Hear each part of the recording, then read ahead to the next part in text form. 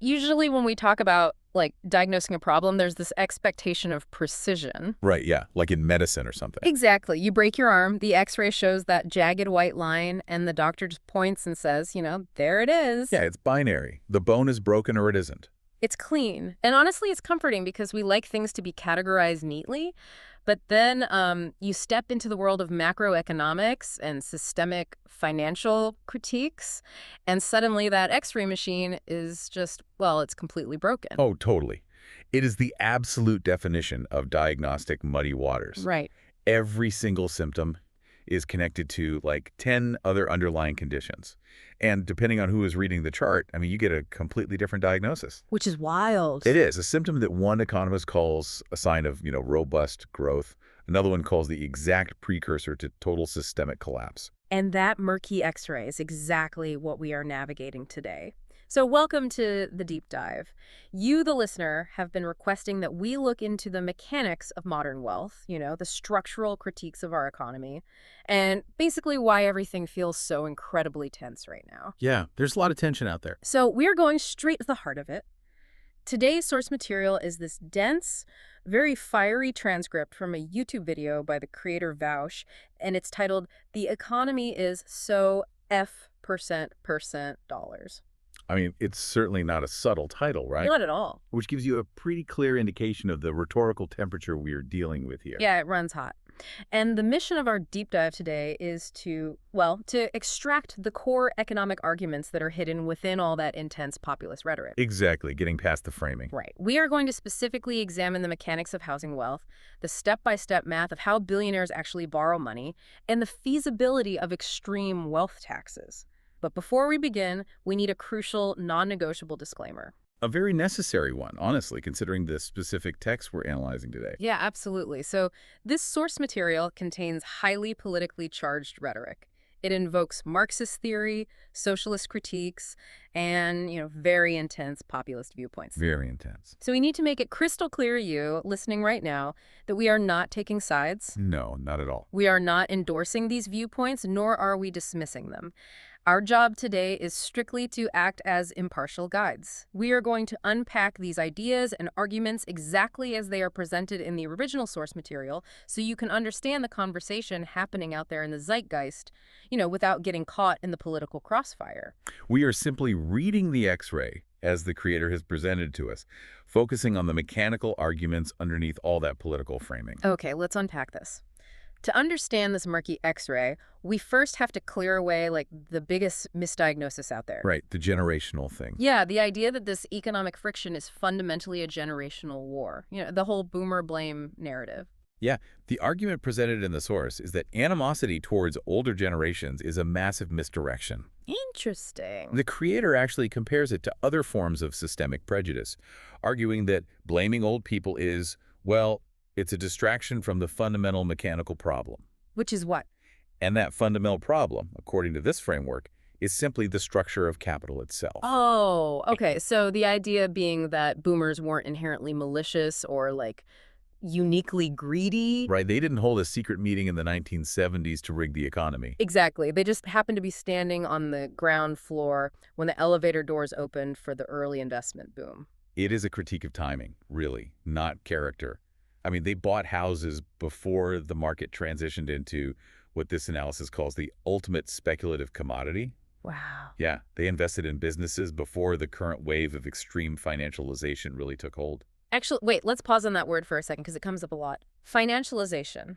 Oh, it is a vital concept for this entire critique. Financialization is essentially what happens when an economy shifts away from making things, manufacturing, physical goods, actual services, and shifts toward making money from money. Right, just moving money around. Exactly. It's when the financial sector, like trading, leveraging, speculating, when that becomes the dominant driver of the economy. The argument here is that older generations were simply grandfathered in before that shift made entry basically impossible for everyone else. So directing anger at them is pointless. Right. It might provide a stereotypical target, but it keeps you blind to how this system actually operates. And because timing the market was so much easier decades ago, the resulting math looks almost broken today. The video dives into some wild wealth inequality statistics to prove this point, looking at the distribution of family wealth from 1963 to 2022. Yeah, the numbers are intense. And the numbers for the bottom of the economy are just bleak. Families near the bottom went from having $23 in debt to having $450 in total wealth. Right, and that specific jump is highlighted with a lot of heavy sarcasm in the video. Oh, for sure. Because mathematically, going from negative debt to a positive $400 is technically an infinite percent rise in household wealth. Which sounds great on paper. Exactly. The creator actually mocks defenders of the economy, who they call globeheads on Twitter, by the way, for using that technically true infinite percentage to claim things are completely fine. Right. When in practical reality, $400 of total household wealth is just a razor's edge from total disaster. Yeah, one flat tire and you're ruined. But then the data moves to the middle class. And this is where I have to push back a little on the intense pessimism of the source material. Okay, let's hear it. So the data shows that between 1963 and 2022, the middle class nearly quadrupled their wealth, going from $50,000 to $200,000. Yeah. If the middle class quadrupled their wealth to $200,000, isn't that a victory? The source makes it sound like middle-class wealth is a winning lottery ticket you're holding, but the catch is, if you cash it in, you're legally required to buy another identically priced lottery ticket just to have a place to sleep. That analogy perfectly captures the exact counter-argument being made, actually. Oh, really? Yeah, you've hit on the concept of illiquid wealth, Mm-hmm. which is central to this entire critique. The pragmatic question raised is, how much of that $200,000 is just caught up in the drywall and shingles of real estate? Because if your house goes up in value by $150,000, you don't magically have $150,000 in your checking account to buy groceries or pay for a medical emergency. No, you don't. It's trapped inside the walls. Exactly. To access that money, you have to sell the house. But if you sell your house, you still need a place to live. Right. And because the entire housing market has inflated, because houses are now that speculative commodity we mentioned earlier, the next house you buy will cost just as much. Yeah, so you're back to square one. So on paper, your net worth quadrupled. Yeah. But in your day-to-day life, your liquid spendable cash hasn't fundamentally changed at all. The video actually mocks the classic economic counterargument to this. The idea that you can just sell your house and buy a cheaper house to get tons of liquid cash. Yeah, that is often presented as a hypothetical scenario that keeps economists happy on paper. But it is entirely divorced from the practical reality of how people actually live. Yeah, people have lives. You can't just easily uproot your family, pull your kids out of school, leave your specific job market, and move to a cheaper region just to unlock the equity in your walls. It's just not realistic. It isn't. Yeah. And furthermore, this illiquid reality compounds other systemic issues. The material specifically notes that the racial wealth gap between black and white families only widens with age. Oh, wow. Yeah, it's exacerbated by differences in lifetime earnings and systemic barriers to accessing this very same real estate wealth in the first place. Because this housing wealth is illiquid, it creates a massive vacuum. Like, if the middle class is completely trapped in illiquid housing wealth, where is the actual liquid wealth flowing? That is the big question. Right. What are the ultra-wealthy doing with their money if normal people are just trading inflated houses back and forth? This is where the analysis pivots from household struggles to dissecting the mechanics of corporate and billionaire finance. And the term used to describe this phenomenon is dragon vaults. Dragon vaults. It's such a vivid image. Picture like a mythical dragon sleeping on a mountain of gold. Exactly. The argument is that our entire financial system fundamentally incentivizes hoarding. We are all pushed to put our money into the stock market through 401ks, retirement accounts, general investments, and then that money just sits there, completely untouched and untaxed. We are talking about trillions upon trillions of dollars. Trillion. Yeah. And the reason the ultra-wealthy leave it in these dragon vaults is because they don't need to sell their stock to buy groceries. Right. Or even to buy luxury goods like yachts or mansions. The video uses Larry Page, the co-founder of Google, as a prime example here. When someone at that level of wealth wants to buy something massive, they absolutely do not sell their stock. Because selling the stock triggers a taxable event. The moment you sell, the government steps in and takes a huge percentage through capital gains tax. Exactly. So they utilize a strategy often referred to by financial analysts as buy, borrow, die. Let's break down the step-by-step math of how this actually works because it's wild. Okay, let's hear it. Let's say a billionaire has $10 billion in stock and wants $100 billion in cash to fund their lifestyle. If they sell $100 million in stock, they might owe, say, $20 million in taxes. Right, which they don't want to pay. So instead, they go to a major bank and offer their stock portfolio as collateral for a $100 million loan. And the bank is happy to do this because the loan is backed by $10 billion in blue chip assets. I mean, the risk to the bank is virtually zero. It is zero. And because the risk is zero, the bank offers an incredibly low interest rate, maybe like 3%. Wow. So the billionaire is paying $3 million a year in interest. Meanwhile, their $10 billion stock portfolio is sitting in the Dragon Vault, growing at an average market rate of, say, 8%. Okay, doing the math. That's $800 million in growth. The portfolio's growth pays for the loan's interest hundreds of times over. That is insane. And here is the kicker. Because borrowed money is debt, not income, it is 100% tax-free. Wow. And a sharp, almost cynical contrast is drawn here. The video points out that when a billionaire leverages assets for a massive loan to avoid taxes, it's considered this sophisticated big boy maneuver executed by a team of high-paid accountants. But if a regular person takes out a mortgage just to buy a car or keep their small business afloat, it's a little boy play and is considered a terrible, irresponsible financial decision. Well, the mechanics of the debt are fundamentally different, right? How so? The billionaire's debt is backed by an appreciating asset that generates more wealth without them lifting a finger. The regular person's debt is backed by a depreciating asset, like a car that loses value the second you drive it off the lot. Oh, right, of course. And it's paid for by their finite physical labor. It is a deeply entrenched, two-tiered game of debt. And it isn't just individuals playing this game either. Like, staggering statistics on corporate borrowing are thrown into the mix here. Yeah, the corporate side is huge. In the past 2 decades, corporate borrowing has basically tripled. The transcript highlights one specific week ending May 13th, where commercial and industrial loans at U.S. banks jumped by $211 billion year over year. In 1 week. In 1 week, reaching a total of $2.89 trillion. Think about the scale of that. Over $200 billion in new leveraged debt generated in a single week. Here's where it gets really interesting.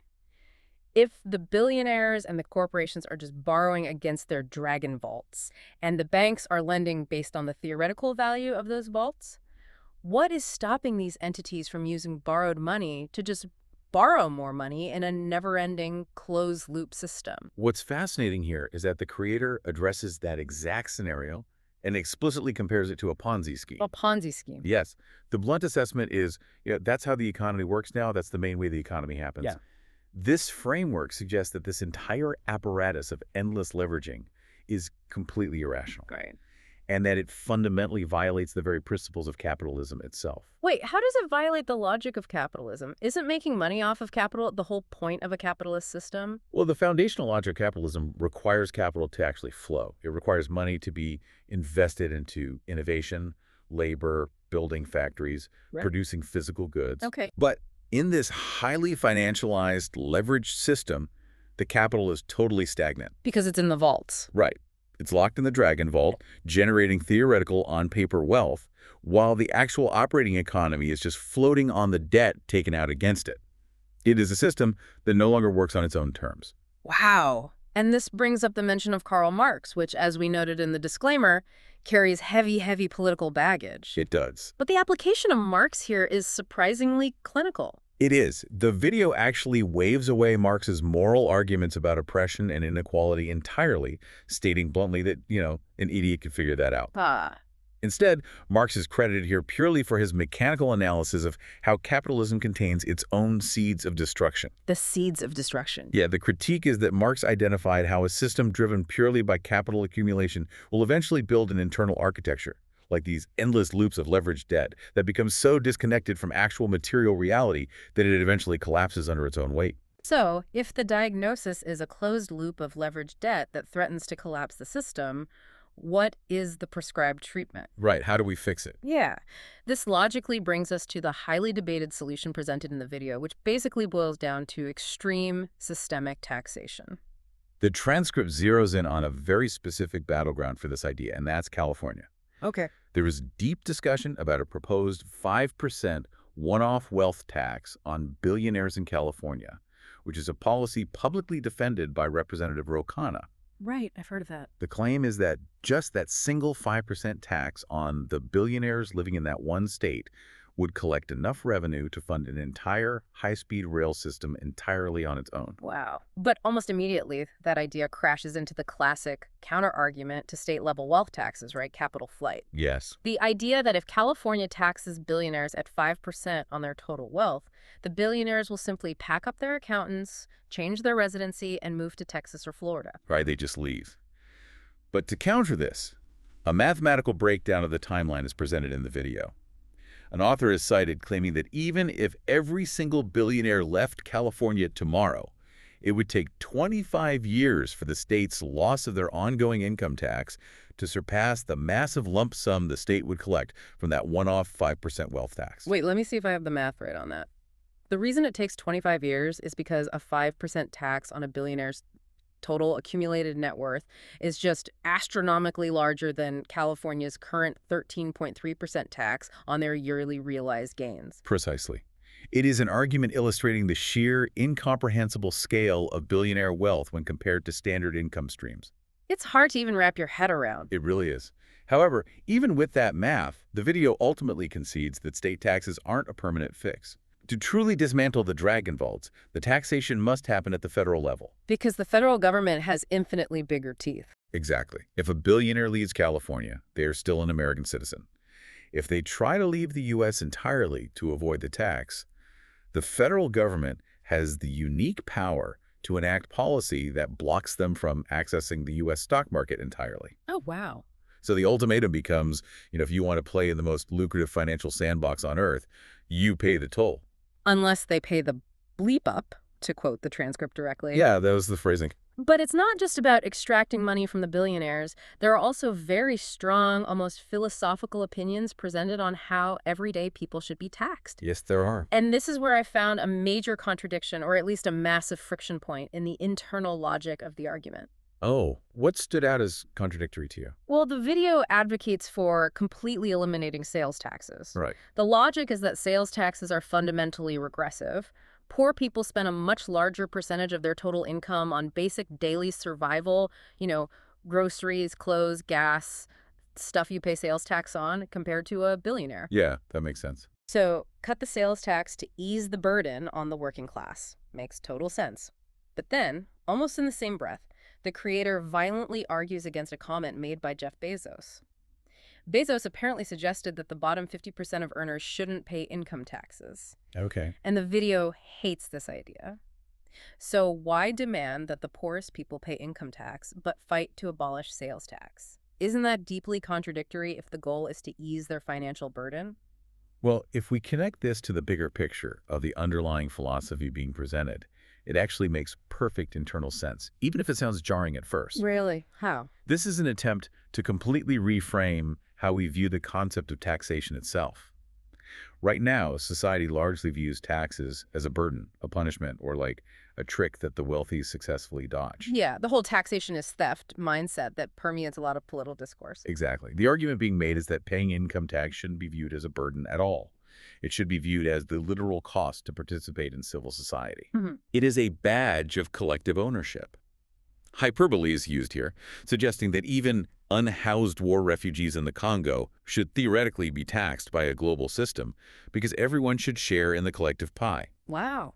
You pay in and you receive out. It is a collective right of social participation. So by Bezos saying the bottom 50% shouldn't pay taxes, the video hears Bezos saying the bottom 50% shouldn't have a stake in the ownership of the society. That is the exact friction point. Yeah. Bezos's comment is labeled as sloppilism, a fake sloppy populism directed by the wealthy to pacify the masses. Oh, I see. If the working class doesn't pay in, they have no grounds to demand a return on the investment of civil society.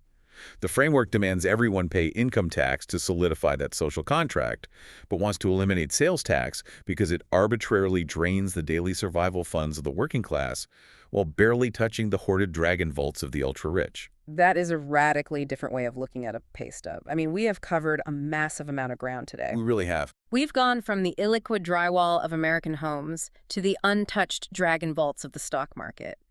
We've walked through the step-by-step math of how billionaires use debt to bypass taxes, the fragile feedback loop of corporate borrowing, and the battleground of capital flight. It's a lot. We even ended on a philosophical reimagining of what it means to buy into a civil society. It is a comprehensive, heavily contentious, and deeply mechanical worldview of our modern economic engine. And this is exactly why we do these deep dives.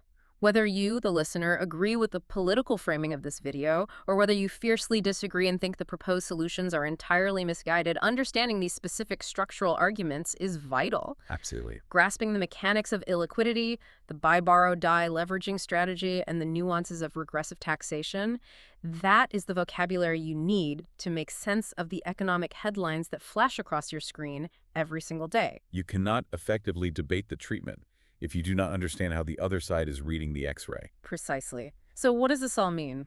Well, this raises an important question, and is tied to a very brief, almost passing mention in the source material. Oh, what is it? Right in the middle of discussing how capital is managed, there is a single sentence dropped into the transcript. Every fund in the market is dependent on AI. Oh, wow. It just flies by in the video. It does. But think about the implications based on the mechanics we just spent all this time breaking down. Right. If our financial system is indeed heavily reliant on these static dragon vaults and an endless Ponzi-like loop of borrowing against theoretical wealth to fund actual existence, what happens when you introduce artificial intelligence into the absolute core of that mix? Oh, wow. Because AI is designed to optimize whatever system you point it at. Exactly. We are talking about AI systems managing these leveraged debt cycles at speeds, volumes, and complexities that human accountants cannot even comprehend. That is slightly terrifying. So the question we leave you with today is this. Will artificial intelligence serve as the ultimate guardian, perfectly balancing the math of the debt to keep this fragile system afloat forever? Or, by relentlessly optimizing a system that is argued to be fundamentally irrational, will AI accidentally become the trigger? Will it accelerate the internal self-destructive collapse that was warned about? Man, we started this deep dive looking for a clean, clear X-ray of our economy. And it turns out not only is the X-ray murky, but we might be about to hand the controls of the machine over to an intelligence we barely understand. It's definitely a lot to think about. It really is. Thank you so much for joining us on this deep dive. We will see you next time.